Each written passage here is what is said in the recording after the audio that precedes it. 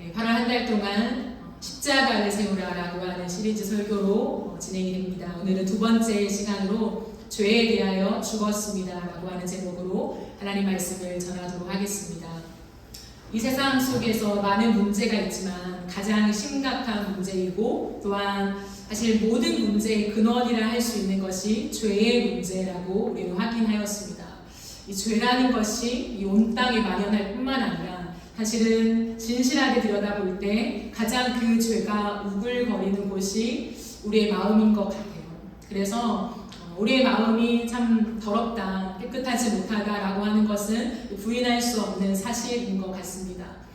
그런 죄인으로 이 땅에 살아가는 우리에게 하나님께서 구원을 선물로 주셨죠. 죄의 문제를 해결하기 위해서 반드시 필요한 딱 한 가지가 무엇이라고 하였습니까? 의라고 했죠.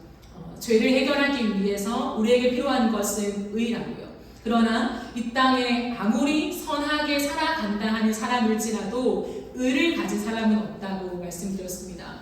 이 땅에 의인은 없나니 하나도 없고 깨닫는 자가 없다라고 하는 것이 성경의 설명이라는 거죠.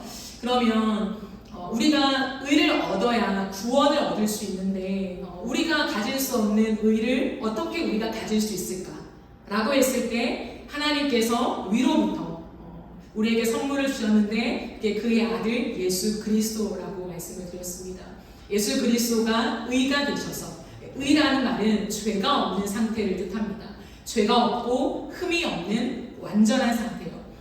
그런 상태는 하나님의 아들 예수 그리스도만 가질 수 있기 때문에 그분이 친히 사람이 되어 이 땅에 오신 것이죠.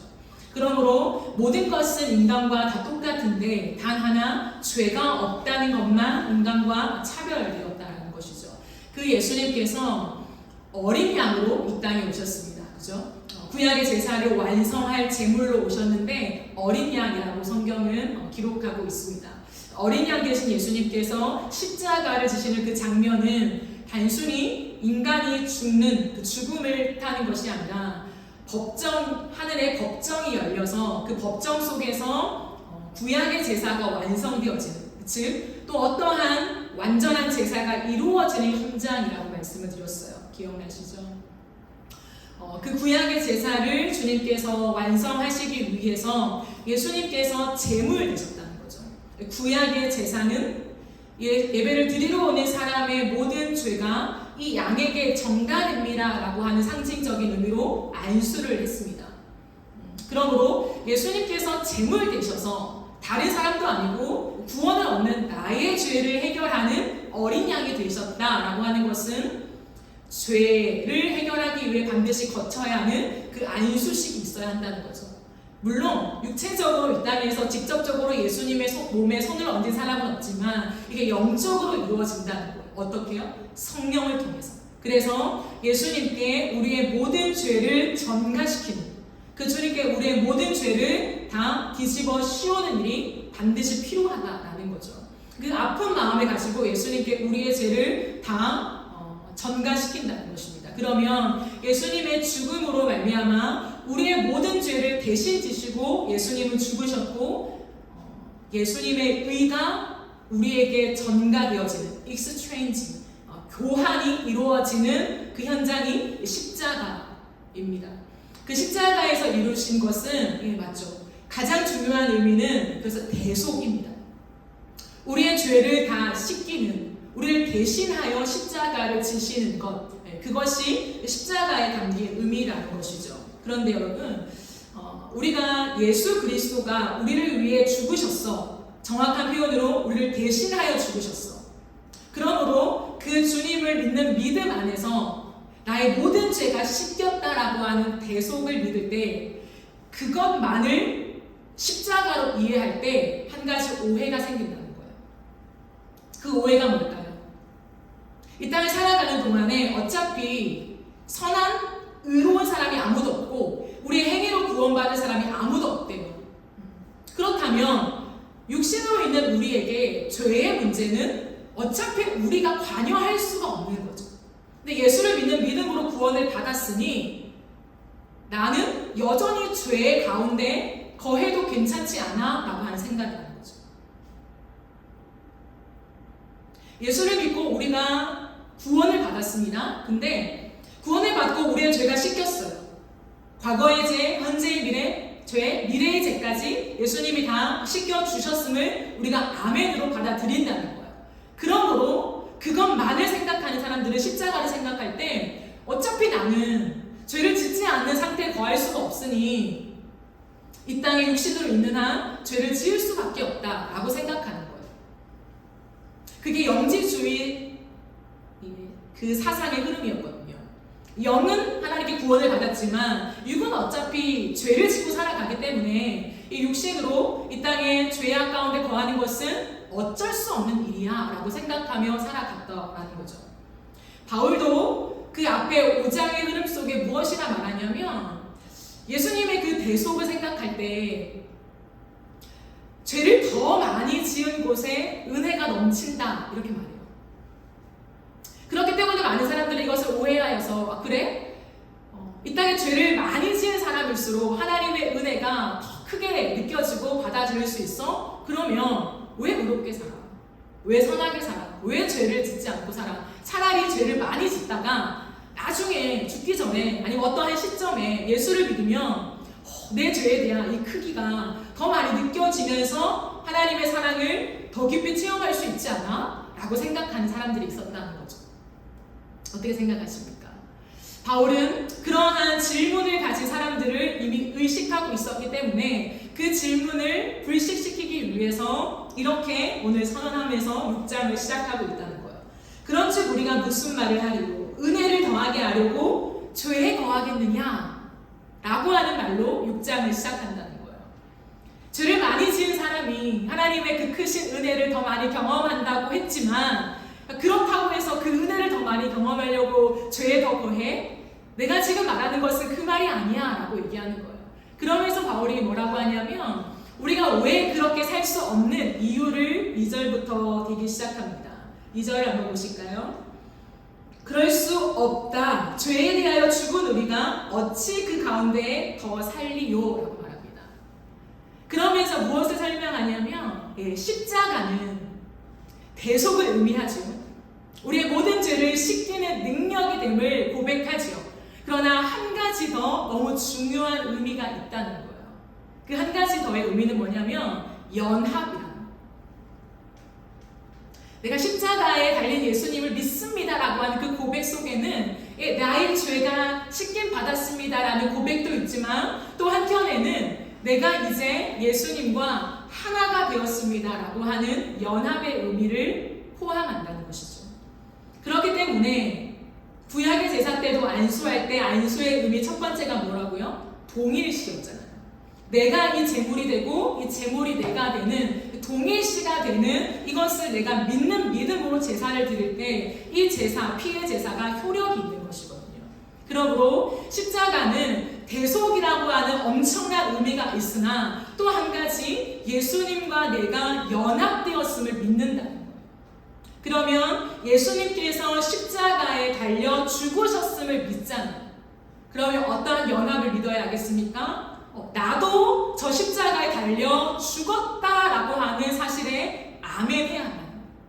그게 십자가를 믿는 믿음입니다. 내가 예수님과 함께 십자가에 달려 죽었다라는 거예요. 그러면 우리에게는 그 십자가에 달려 죽었다는 게 무엇을 의미할까에 대한 정리가 반드시 필요합니다. 연합이라고 하는 것은 오늘날 우리가 행하는 이 세례식 속에서 성령을 통해 경험하는 거거든요. 그러므로 이 세례는 세례를 받은 신자와 그리스도가 연합되는 의식이에요. 우리는 오늘날 장로교 안에서 세례식을 행할 때 물을 적셔서 집례자가 우리의 머리에 물을 뿌리잖아요. 그러나 침례교는 아예 몸을 어떤 물에 담그죠. 강가에 가서 침례를 행하는 경우도 많고요. 그러다 보면 물에 완전히 사람을 담궈서 꺼내는 이 의식을 통하여서 상징적으로 우리에게 말해주는 것이 있다는 거예요. 먼저는 물의 담금을 통하여서 너는 이제 죽었다라는 것을 상징합니다. 그리고 다시 일으켜 세우면서 새롭게 살았다라고 하는 것을 상징하죠. 그게 세례식입니다. 바울은 이 세례를 상징적으로 얘기하면서 예수 그리스도와 연합된 것은 세례다. 오늘날 우리가 세례식을 할 때에 예수와의 연합을 믿는 믿음으로 행한다라고 합니다. 그러면 십자가에서 내가 예수와 함께 죽었다라고 하는 고백은 어떤 고백일까요? 나는 지금 살아있잖아요. 그죠? 이것은 죄에 대하여 죽었다라고 하는 고백입니다. 나는 이제 죄에 대하여 죽었다, 죽은 자가 되었다라고 하는 거예요. 그랬을 때 우리에게 질문이 생기는 거예요. 나는 세례식도 했어요. 단순한 의식만이 아니라 진짜 마음으로 나는 예수를 믿습니다. 그 십자가를 믿습니다라고 하는 고백도 했다는 거예요. 그러면 그 십자가를 믿는 고백은 내 죄가 십자가에 달려 죽었다라는 것을 믿는데 나는 내 삶에 아직도 죄가 많은데? 라고 생각하는, 그럼 내가 아직 십자가에서 덜 죽었나? 내가 예수를 적당히 믿나? 라고 하는 질문이 생긴다는 거예요. 날마다 물론 우리는 내 죄만을 확인하고 있지는 않지만 하나님의 말씀 안에, 임재하심 안에, 예배 가운데 나아갈 때 언제나 나의 죄를 확인하잖아요. 괴롭잖아요. 그때마다 우리는 나는 왜 또 죄를 지었을까? 하나님의 그 크신 사랑 안에 내가 이제는 죽었다라고 고백했는데 왜 내 자아가 이렇게 시퍼렇게 살아서 왕노릇할까? 나는 구원을 받은 게 아닌가? 라고 하는, 내 믿음이 약한가? 라고 하는 수많은 질문이 우리 안에 생기게 된다는 것입니다. 그러므로 오늘 이 시간에는 죄에 대하여 죽었다라고 하는 의미가 정확하게 무엇을 의미하는지에 대한 정리가 필요하다는 것입니다. 죄에 대하여 죽었다라고 하는 것은 옛 사람이 죽었다라는 것을 의미합니다. 이것은 죄에게 종노릇하던 우리의 삶에서 해방되었다라는 것을 얘기해요.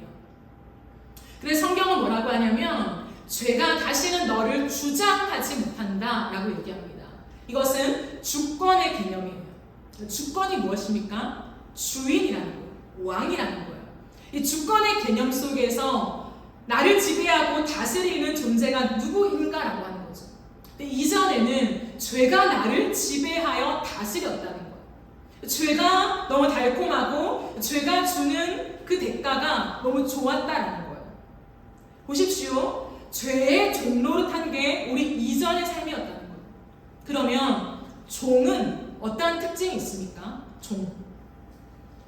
주인이 주는 밥을 먹고 주인이 시키는 대로 하는 거죠. 그러면 우리가 죄의 종이었을 때 죄가 우리에게 주는 게 뭘까요?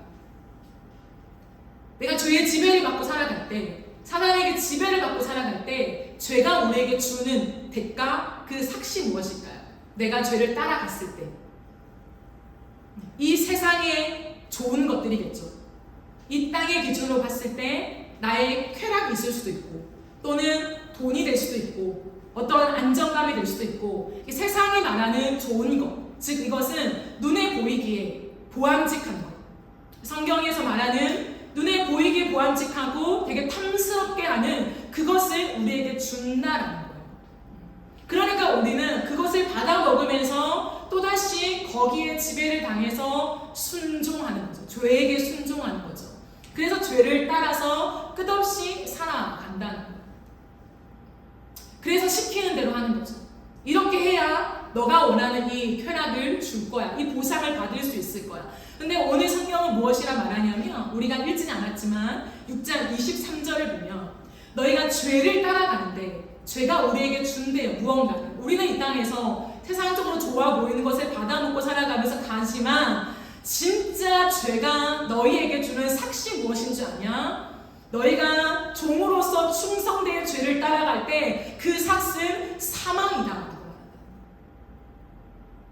지금은 내가 좋아 보이는 것들, 세상을 살아가기에 멋져 보이는 것들을 타박타박 죄의 주인이 나에게 제공해 주지만 사실은 그것을 따라갈 때 그 결말에서 최종적으로 너가 나를 따라왔으니 이제 마지막 결산을 하자. 이 결산 때에 나에게 오는 삭은 사망이다. 그것을 반드시 기억해야 돼. 그러므로 죄는 지을 땐 좋지만 짓고 난 다음에는 무척이나 괴롭습니다. 이것을 회피하기 위해서 또 다른 죄를 짓고 또 다른 짓고 또 다른 죄를 지으며 이 죄를 따라가는 사람의 특징이 뭐냐면 회피함. 끝없이 회피하며 또 한 가지 특징은 끝없이 핑계를 댑니다. 그러면서 벗어날 수 없는 이 죄의 무게를 가지고 살아가지요.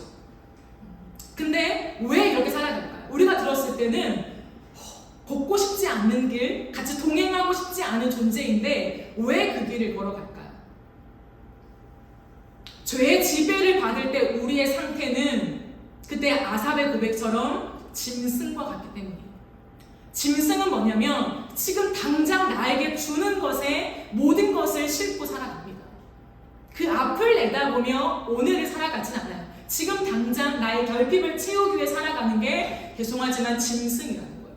근데 우리는 죄를 따라갈 때 짐승과 같은 삶을 살아간다는 거예요. 그러나 오늘 성경에서 바울이 강조하는 건 뭐냐면 우리가 죄에 대하여 죽었다라고 선언하냐? 그것은 죄의 몸이 죽는 것이다 라고 말합니다. 이 몸은 단순한 육체를 가르치지 않아요. 이 육체 안에 이 땅을 살아가면서 죄가 실현되는 도구로서 육체가 갖는 의미를 말합니다. 죄가 우리가 하는 실현될 때 우리의 육체 안에서 작동한다는 거예요. 그러므로 몸이라고 하는 거예요. 이 죄의 몸이 이제는 죽는 것이다. 그래서 더 이상 죄에게 종노릇하지 않고 죄가 너희를 주장하지 못한다. 갈라디아서 5장 24절 이렇게 말합니다. 그리스도 예수의 사람들은 특징을 말하죠. 그리스도 예수께 속한 사람들은 육체와 함께 이 죄의 종노릇하는 육체와 함께 그 정욕과 탐심을 잘 들으세요. 십자가에 못 박았느니라 라고 선언한다는 거예요. 우리의 육체와 함께 정욕과 탐심을 이미 십자가에 못 박았다라고 선언합니다. 그러므로 예수와 함께 죽은 자, 우리의 죄가 죽었습니다라고 고백하고 이제 예수와 함께 다시 살아난 우리는 새로운 피조물이 되었다라고 선언합니다. 그래서 고린도후서 5장 17절에서 이렇게 말하죠. 그런즉 누구든지 차별이 없다는 거예요. 그런즉 누구든지 그리스도 안에 있는 자들 이전 것이 지나갔으니 보라 새 것이 되었도다 라고 생각합니다. 이전 것은 지나갔다. 너희가 새 것이 되었도다 라고 선포하고 있다라는 것이죠. 그러므로 우리의 옛사람, 죄를 따라갔던 우리의 옛사람이 죽었고 이제는 새로운 피조물이 되었는데 이 새로운 피조물 아래는 새 사람이 지어졌다는 거예요.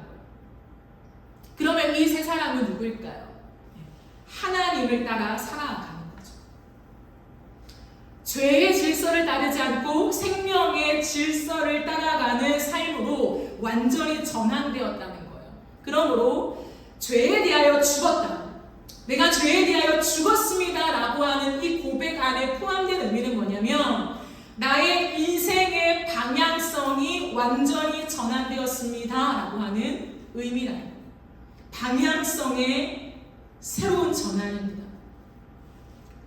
의를 따라 살아가는 사람으로 완전히 바뀌었다는 거예요. 하나님을 향하여 살 수 있는 새로운 존재로 바뀌게 되었다는 것이죠. 죄 가운데 거하는 사람에게는 하나님을 따라갈 수 있는 능력이 없어요. 그러나 예수 안에 죽고 살아간 사람에게는 예수 안에 있는 그 성령이 우리 안에 내주하심을 통하여서 이제는 우리의 방향을 완전히 틀어서 하나님을 향하여 살아갈 수 있는 존재로 바꾸어 놓으셨다는 거예요. 근데 여러분, 오늘 우리가 읽지 않았지만 6장 18절 말씀을 보면 이런 말씀이 있습니다. 죄로부터 해방되어 의에게 종이 되었느냐. 그러므로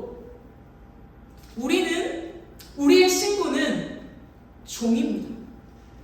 종만 있진 않죠. 다양한 신분으로 주님은 하나님과의 우리의 관계를 설명해요. 그러나 놓치지 말아야 될 건 뭐냐면 주님과 우리의 새로운 관계가 설정되었는데 그 안에서 주님과의 관계가 주인과 종으로 주님을 설명하고 있다라는 것이죠. 우리가 예수를 믿는다라고 하는 것을 또 다른 말로 자유함을 얻었다라고 생각합니다. 그죠? 그러므로 이 자유라고 하는 의미 속에 많은 그리스도인들이 오해를 해요. 자유는 일반적인 세상에서의 의미에서의 자유는 무언가로부터 해방, 무언가로부터 벗어나는 것이죠. 그러므로 죄에서만 벗어난 것으로 이해하는 것이 아니라 과거에 옛 구약의 어떤 율법과 전통과 형식과 이 모든 것으로부터 내가 자유함을 얻었다라고 우리는 생각합니다. 예, 맞지요. 그러나 문제는 뭐냐면 그것을 지향하면서 그것을 버리면서 이제는 내 마음대로 살아도 된다라고 생각하는 거예요. 모든 형식과 규율과 전통이 지나갔으니 내 마음대로 살아도 괜찮다라고 생각한다는 것. 그게 자유다라고 생각하는 거예요. 내가 생각하는 대로 내 마음에 오는 감동대로 하나님을 섬기는 것. 이미 우리 안에 수없이 많이 들어와 있는 문화라고 하는 이름으로 이제 세팅되어 있죠. 주일도 거의 지키지 않아요. 웬만한 사람들은. 바쁘면 수요일날, 금요일날, 아니면 토요일 예배가 생긴 곳은 토요일날 예배를 드리면서 주일에 대한 개념도 없죠. 주일만 주님의 날이냐. 모든 날이, 에브리띵, 모든 날이 하나님의 날이면 괜찮지 않을까? 라고 생각하는. 중심만 있으면 되잖아. 집에서도 예배할 수 있는데. 헌금에 대한 것도 마찬가지고 우리의 모든 세팅이 이제는 이 세상이 말하는 자유라고 하는 것으로 복음의 자유를 이해하다 보니까 수없이 왜곡된 부분들이 분명히 존재하는 사실입니다. 그러나 성경이 말하는 자유는 내 의미대로 내가 원하는 대로 할 수 있는 권한이 주어졌음을 의미하지 않습니다. 기독교에서의 자유는 역설적인 성격을 가지고 있어요. 죄의 종의 신분에서 우리는 벗어났지만 새로운 의미의 종이 된 거예요. 새로운 의미로서 우리는 섬김의 대상이 바뀐 것뿐입니다. 그것을 의의 종이라고 바울은 로마서에서 설명하고 있다는 거예요. 그러므로 자유가 무엇인가 라고 할 때 어떤 분이 이런 말씀을 하셨습니다. 참 자유는 삶의 목적도 방향도 없는 순전한 자율이 아니라 하나님과의 바른 관계 안에서 바른 행위를 해야 할 방향성을 부여받은 자유다. 자유라고 하는 것은 이제부터는 어떠한 일반적인 모두가 통일해서 이거야라고 하는 그러한 공통된 목적에서 벗어나서 내가 원하는 대로 내 마음에 주는 감동대로 할 수 있는 것이 그 자유가 아니라 하나님 안에서의 참된 자유는 뭐냐면 내가 오늘도 예수 그리스도 안에서 하나님과의 바른 관계 속에 바른 행위로 나아가야 하는 그 의로 나아가야 하는 방향성을 부여받은 자유라는 거예요. 근데 왜 자유라고 하는 표현을 씁니까? 하나님과의 연합된 관계 속에 우리는 이제는 억압된 뭔가 붙잡혀서 억지로 끌려가는 것이 아니라 내 안에 주님을 향한 사랑과 하나님을 향한 이해함이 생김을 통하여서 기쁨으로 자원함으로 그 길을 걸어가기 때문에 종이지만 자유라고 설명합니다. 내가 아직도 억지로 하나님한테 붙잡혀서 내가 질질 끌려간다? 그건 자유가 당연히 없는 거죠.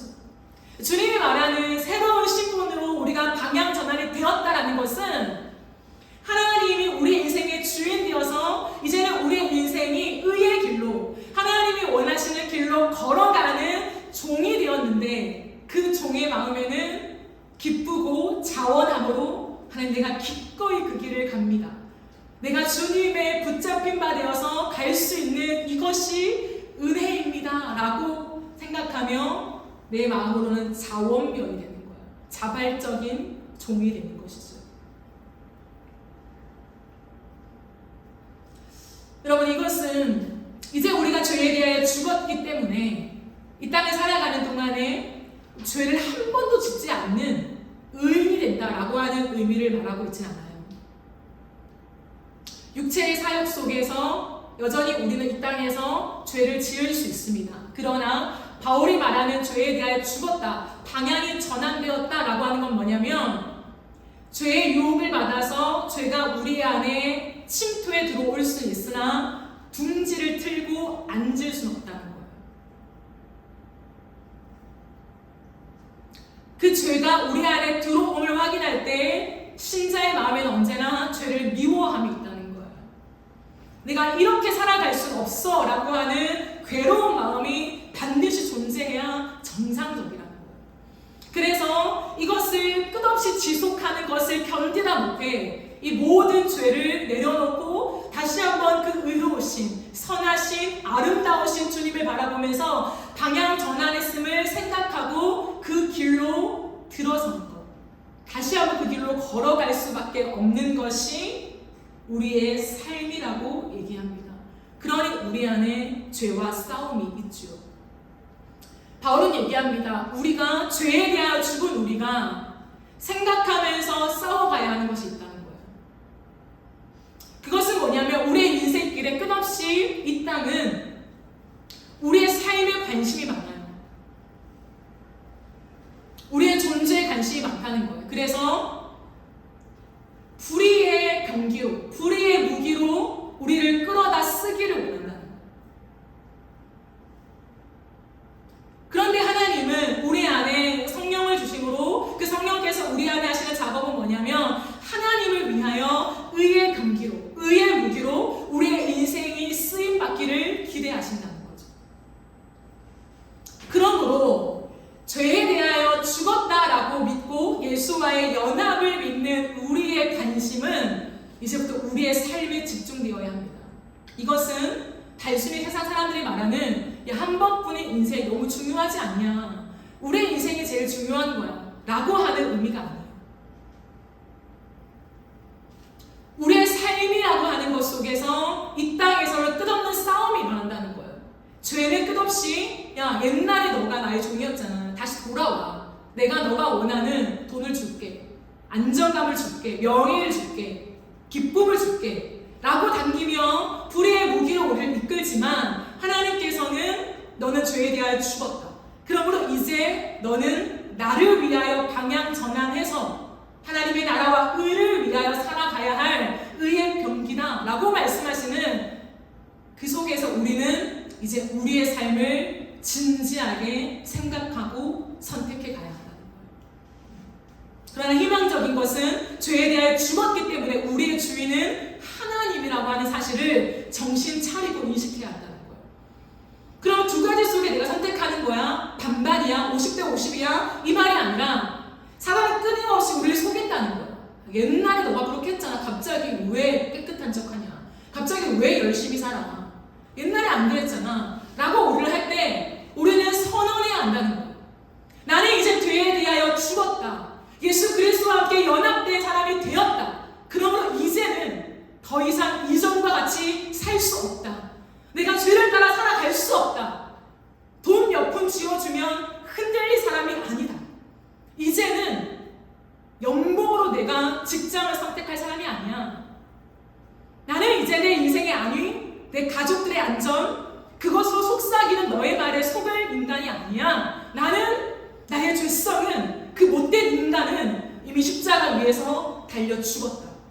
나는 이제 나를 구원하신, 사람이 되어 이 땅에 오신 유일한 의가 되신 존재가 이제는 내가 하나님의 의라고 말하는 이 놀라운 은혜를 주신 그분을 위해 살아가야 될 존재다. 그러니 내 삶을 건드리지 마 라고 생각하며 고백하며 이제 우리의 삶을 진짜 충실하게 살아가야 돼. 20대, 30대, 40대를 걸어가는 청년 여러분, 정신을 차리고 우리의 삶을 이제 더 이상 불의의 병기로 들이기를 끝내고 십자가 위에 달린 예수를 진짜 믿는다면 그 주님과 함께 연합된 것을 믿으며 우리의 삶을 하나님을 위하여, 그의 나라와 의를 위하여 다 쏟아부으며 살아가야 한다는 거예요. 정신을 차려야 돼. 언제까지나 그래 나는 연약하지, 우린 연약해요, 우리가 뭐 예수님처럼 닮아갈 수 있겠어요? 그 발치도 못 따라가죠. 그러니 또 죄를 지었어요. 누가 그런 연약한 말을 합니까? 복음을 모르는 거예요. 복음의 깊이를 모르는 사람은 나의 연약함에 집중하죠.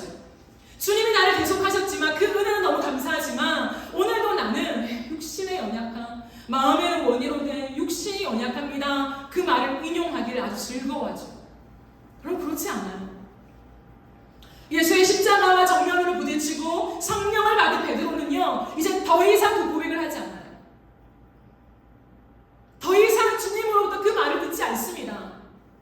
내가 이제 보고 들은 것을 어찌 말하지 않을 수 있으리요 하면서 다른 이로서는 구원은 없나니 천하 인간의 우리에게 구원을 주신 이름은 예수밖에 없기에 내가 오늘도 살아도 주를 위하여 오늘 죽어도 주를 위하여 나는 산다. 그럼 그게 베드로의 고백입니다. 완전히 바뀌었다는 거예요. 그러므로 이 땅에 살아가는 동안에 죄는 언제나 우리에게 옵니다. 그 유혹이 왔다고 해서 나는 역시나 죄인이야. 역시나 나는 연약해 안 돼. 라고 생각하지 말고 죄의 유혹이 들어올 수 있다.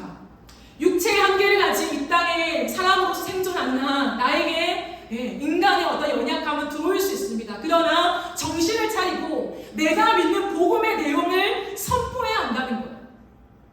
복음은 감성적인 게 아닙니다. 하나님의 은혜, 사랑, 감성을 포함하지요. 그러나 결코 우리의 삶을 지탱할 힘없는 감성으로 전락된 그러한 싸구려 복음이 아니에요. 복음은 뭐냐면 우리의 인생을 완전히 바꾸는 것입니다.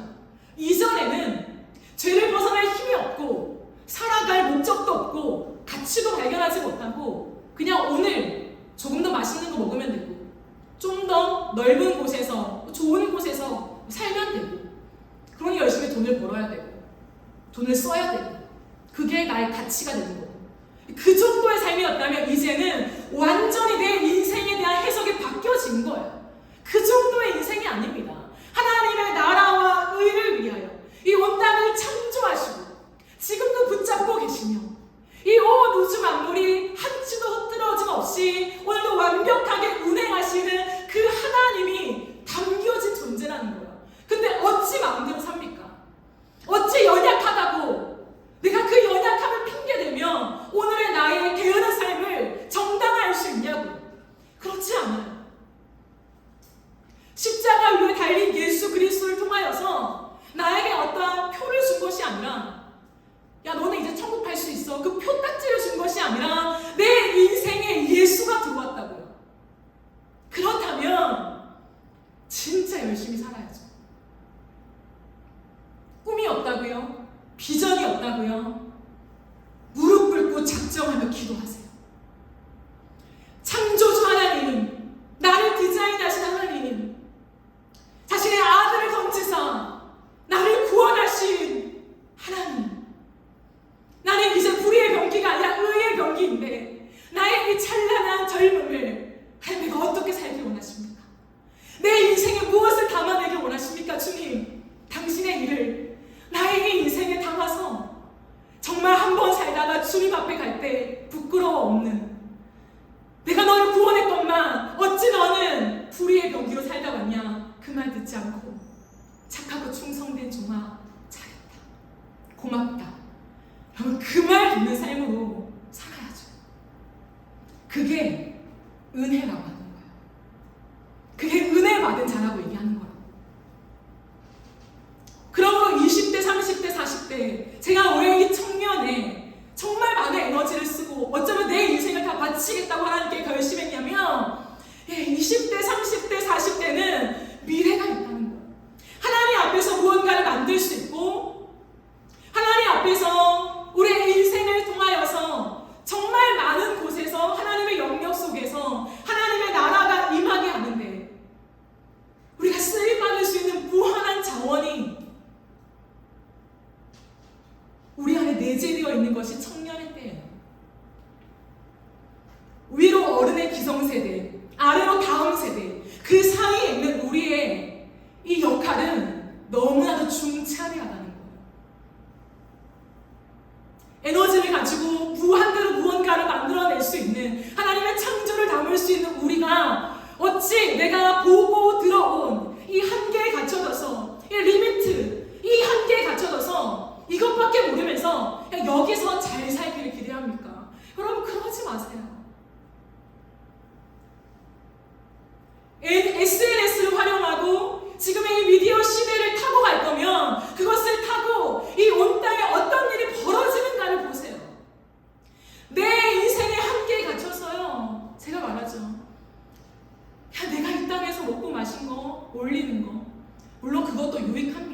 그걸 아예 하지 말라는 것이 아니라 그걸로만 이용하기에는 너무 아까운 시간들이에요. 이제는 오프라인으로 모일 때만이 아니라 온라인으로 모든 것이 뻗어나갈 수 있는 시대가 왔고 그것을 활용할 수 있다면 그 안에 하나님의 나라를 담아내야죠. 그 어느 누구보다 거기에 은사가 있으십니까? 재능이 있고 재미가 있으세요? 시간을 투자할 수 있으십니까? 그럼 나의 배를 불리는 일에만 사용하지 말고 하나님의 나라와 의를 위하여 이것을 어떻게 사용할 수 있을까를 치열하게 고민하십시오. 남들이 가는 그 길을 가지 말고 개척을 하세요. 왜냐하면 두렵지만 창조의 능력은 사람들에게 있는 게 아니라 나에게 있는 게 아니라 내가 믿는 창조주 하나님께 있기 때문에 그 창조의 능력을 요청하세요. 그게 청년 아닐까요? 시간을 아끼십시오. 저는 20대를요 3시간, 4시간 잤어요. 정확한 꿈이 없고 비전이 없고 뭘 해야 될지 그 다음을 내다보면서 깜깜한 그날에 아침을 깨우고 새벽을 깨우고 밤을 지새우며 기도했습니다. 기도 안 하고 어떻게 하나님의 비전을 받아요? 내 머리로 다른 사람들하고 벤치마킹해서 그러면 안 돼요. 그렇게 살아갈 존재가 아니라고요. 그렇게 살라고 예수의 십자가를 주신 게 아니라고요. 왜 다른 사람들보다 나를 사랑하셔서 나를 먼저 택했을까? 할렐루야 하나님의 은혜. 우리는 그 고백에 멈춰 있으면 안 돼요. 먼저 불렀다면 사명이 있는 거예요. 진짜 하나님의 은혜로 나의 행위가 없이 하나님의 은혜로 나를 먼저 불렀다면 내가 해야 할 일이 있다고요. 그러므로 기도해야죠. 기도하면서 앞이 캄캄해도 오늘 기도해도 안 보이고 내일 기도해도 안 보여도 가야죠. 기도하면서. 전 제 인생 속에 29에 11개월을 기다리면서 하나님 내가 뭐 할까요?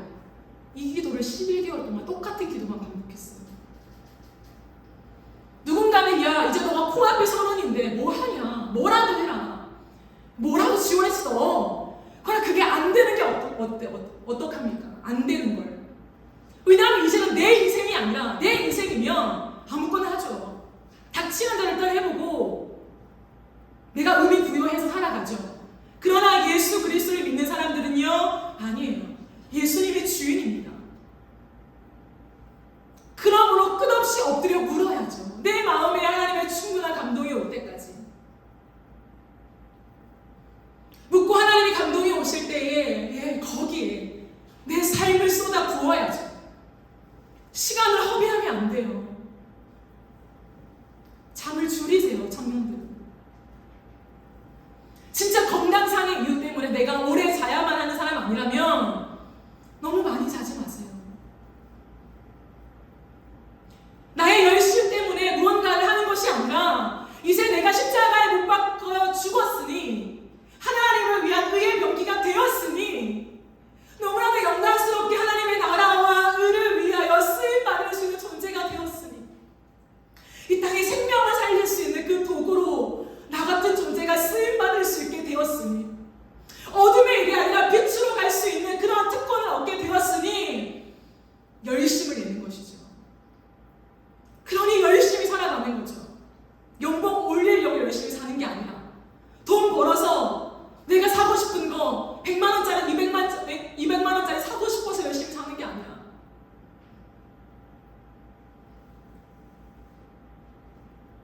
시간이 아까워요.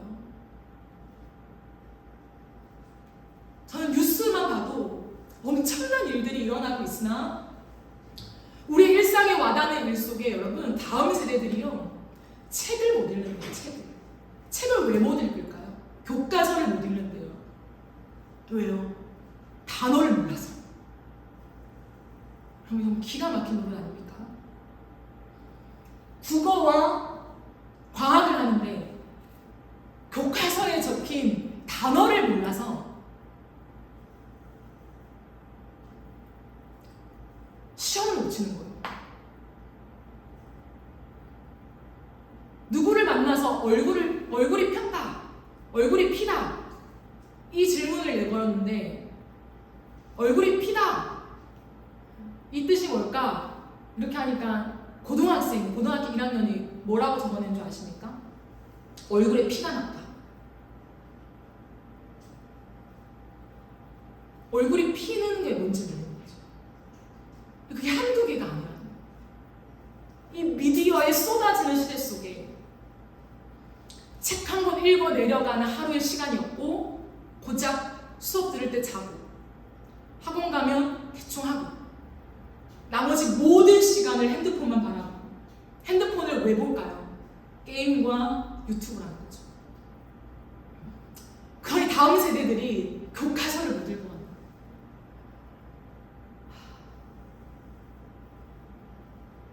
우리가 10대들에게 가르칠 수 있고 책을 읽자라고 말하려면 내가 읽어야죠. 이건 단순한 지식만을 말하는 것이 아니에요. 우리의 일상생활 속에 너무나 현격하게 교육의 질이 무너져 있는 이 시대 속에 우리가 해야 할 일이 너무 많지 않아요. 이 영학이 유치원 때부터 대학교에 이르기까지, 대학원을 가는 사람들까지 이 엄청난 스펙트럼 안에서 살아가는 교육의 질이 현저히 무너졌는데 누군가는 교육을 위해서 그 질을 올리기 위해서 노력해야죠. 그러면 이것이요 그냥 공동체에서 강연을 하고 세미나를 한다고 될까요? 안 돼요. 진짜 한 사람 붙잡고 우리가 실험하는 진짜 티끌처럼 보이는 이 효율성 없는 일들을 누군가는 자신의 삶을 찢어서 해나갈 때 제가 늘 말하죠. 5년, 10년, 20년, 30년까지 바라보면서 오늘의 씨앗을 뿌리는 거예요. 지금 오늘의 이 현상은 단순히 지금 몇 년 전 그냥 코로나 시즌 때문에 일어난 일이 아니라 이미 5년, 10년 전에 아니면 더 거슬러 올라가서 20년, 30년 전부터 왔던 그 흐름을 지금 우리는 결과물로 성적표로 확인하고 있는 거예요. 그러면 과거의 기성교회만 기성의 어른들만 우리가 욕할 것입니까? 아니요. 오늘 씨앗을 뿌리면 5년 후, 10년 후, 30년 후를 내다봐야죠. 그게 지금 청년의 역할이라는 거예요. 그래서 우리만 할 수 있는 역할이 있다고 제가 강조하는 거예요. 한 영역인 교육만 해도 여러분 지금은 완전히 지금 제가 아웃라인 중에서도 아웃라인을 말한 거잖아요. 이 안으로 들어가면 어마어마하다고요. 교육뿐만 아니라 이 수많은 이 시대 속의 영역 가운데 얼마나 그리스도인들이 할 일이 많겠냐고요. 그런데 하루 왼종일 그 시간들을 그냥 일을 해야 되니까 일하고 나머지 시간들은 나를 위해서 보내고 적당히 교회 가서 봉사하면서 내 신앙을 유지한다. 그런 시대가 아니라는 거예요. 우리가 그런 시대로 부름받지 않았어요. 지금의 시대는 정말 피 터지게 미디어와 싸워야 돼요. 미디어를 이용하면서도 그것을 하나님의 나라와 의를 담아낼 수 있는 것으로 어떻게 활용할까? 이 경제가 묶여있는 이 시대 속에 사업을 해도 그 사업을 통하여서 어떻게 하나님의 나라와 의를 위해서 할까? 좋은 사업가가 되면 됩니까? 그거 아니잖아요. 그 기업 안에 주일 쉬면 됩니까? 주일 장사 안 하면 됩니까? 직원들한테 친절하게 대하면 됩니까? 그럼 그 정도 아니에요, 지금. 이 사업의 이 전체적인 흐름을 보면 누구도요, 바꿀 수가 없는 엄청난 지금 흐름을 가지고 있는 거 다 설명 못하지만 저도 사업가 여러 가지 영역에서 알지 못하는 저인데도 왜 이것을 가슴 깊이 토해내며 얘기하냐면 공부해서 그래요. 유튜브 볼 때 예능 보지 않고 뉴스 보고 사업가들이 어떻게 하는지 보고 크리스찬 사업가들 그리고 넌 크리스찬 사업가들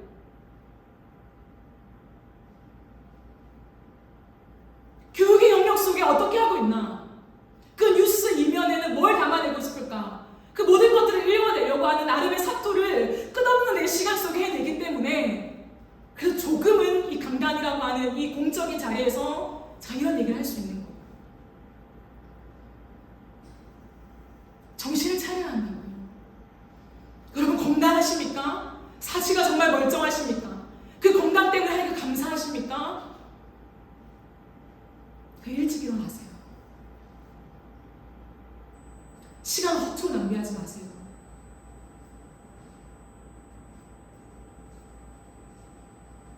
하나님 앞에서 내가 무엇을, 하나님 나의 고유한 부르심이 있는데 하나님 그것이 무엇입니까? 치열하게 기도하고 그 기도 속에 오는 감동을 따라 오늘 하루, 내일을 개척하며 살아가세요. 개척자의 마음으로.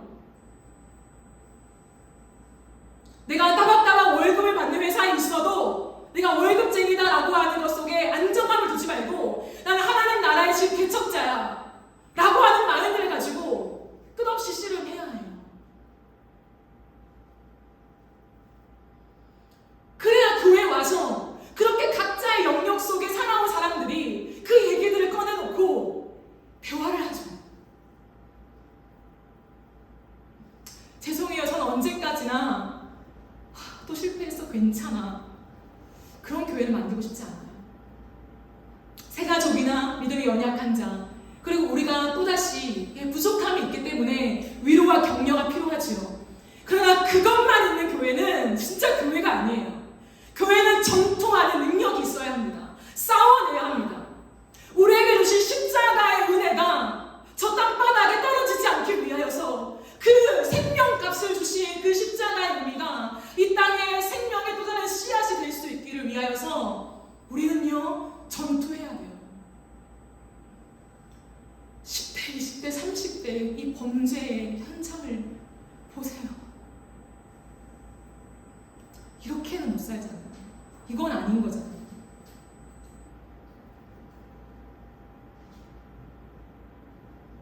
그것을 바꾸려면 내 오늘 하루 동안에 당장 직접적인 연관성 속에 그것을 바꾸는 무언가 일을 하지 못할지라도 여러분 그 시작이 뭔 줄 알아요? 내 오늘의 하루를 충실하게 살아가는 거예요. 그러니 청년들이요 유튜브 세계 속에 빠져나오십시오.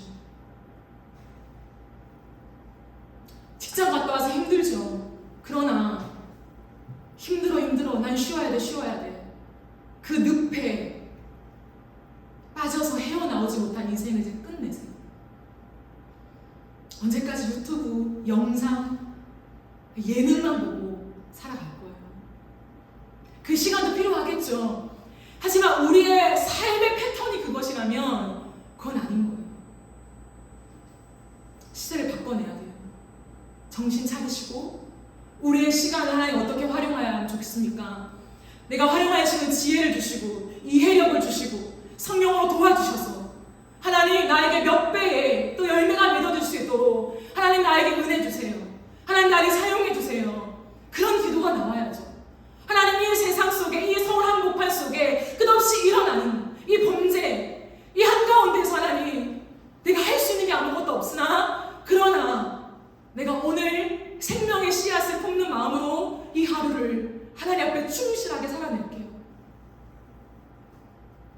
그 정도는 할 수 있어야 되잖아요. 말씀을 정리하겠습니다. 십자가의 의미는 우리가 이해하고 우리가 받아들인 것보다 훨씬 깊습니다.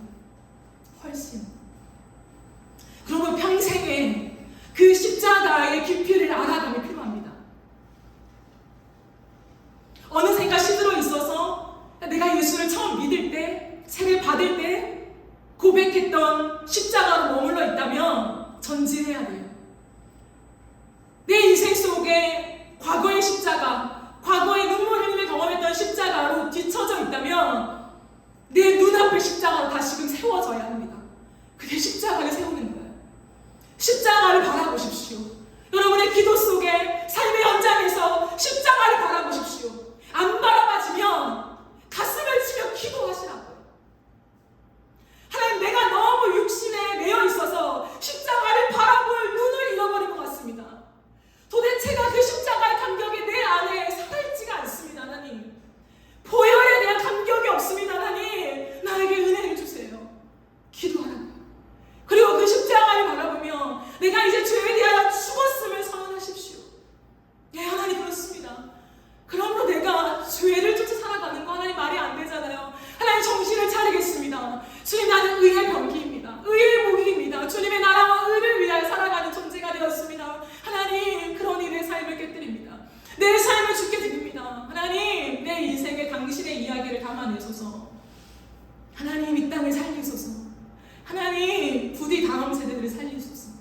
내가 하나님의 미랄이 되겠습니다.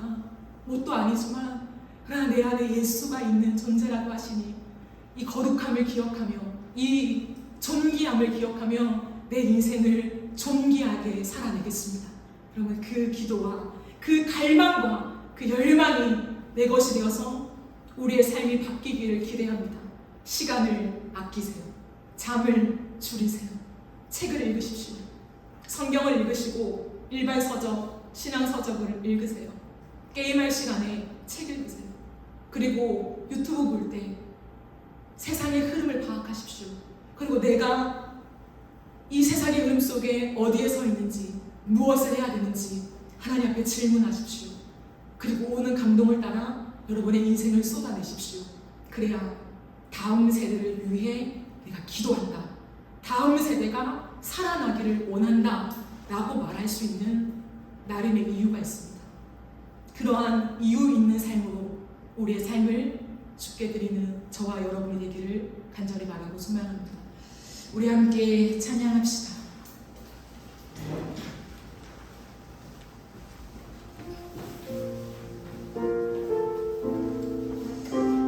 주의 손에 나의 손을 부개고 우리 찬양을 주님께 고백하길 원합니다. 주보혈 날 정결케 하고 주보혈 날 자유케 하니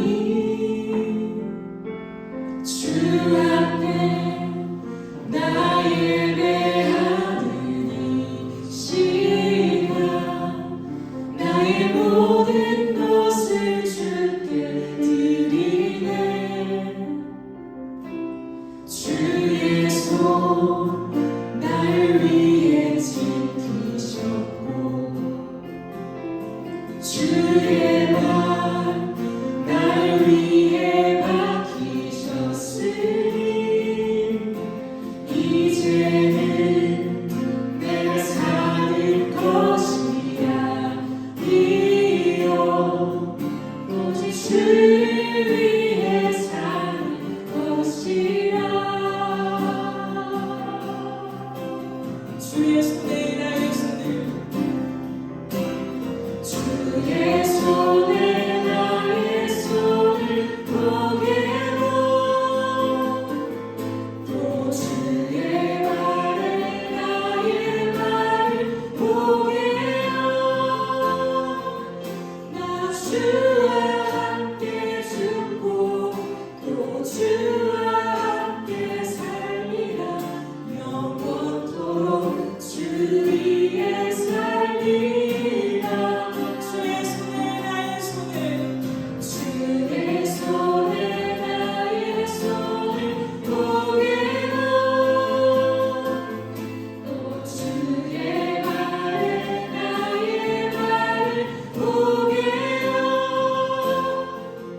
나 주와 함께 죽고 또 주와 함께 살리라. 영원토록 주 위에 살리라. 주 위에 살리라. 우리 처음부터 고백합시다. 주보혈 날 정결케 하고 주보혈 날 자유케 하니 주 앞에 나 예배하는 이 나의 모든 것을 주께 드리네. 주의 손 날 위해 주의 손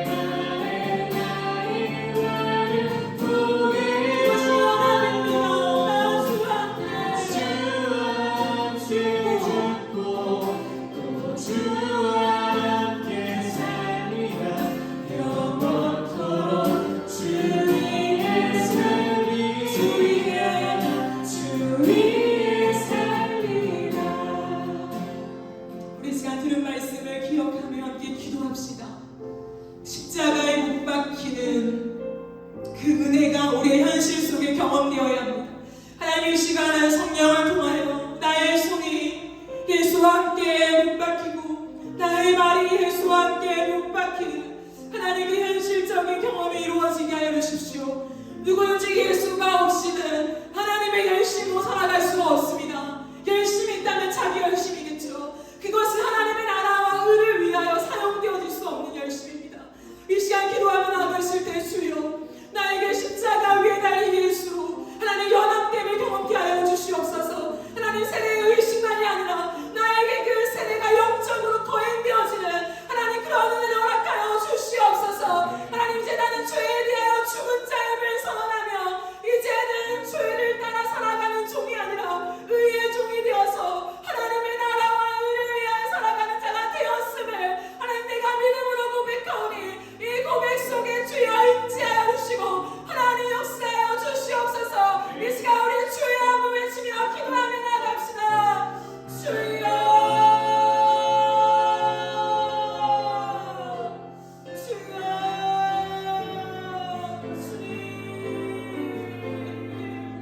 우리가 주님 앞으로 나옵니다. 주님, 아버지, 십자가의 은혜 앞으로 내시는